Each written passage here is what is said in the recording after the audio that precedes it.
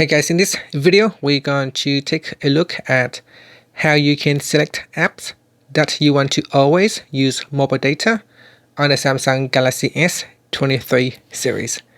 First, tap on the home button to go back to the home screen. From the home screen, swipe down at the top and tap on the settings icon. Next, in settings, go down and tap on connections. Then we go down and tap on data usage. In here, scroll down and tap on mobile data only apps. And then go down the list here and select the apps that you want to always use mobile data.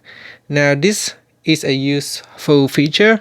So if you are connecting to a university Wi-Fi network and that Wi-Fi network has a proxy server preventing you from access certain websites such as social media like Facebook or Twitter, in that case you can go down and ask certain apps to always use your mobile data. So instead of using the school Wi-Fi network, you can force it to use mobile data on your own network from your SIM card.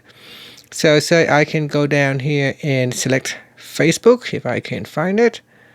So here it is. So I'm going to force Facebook to always use mobile data from my SIM card instead of using data from the Wi-Fi network.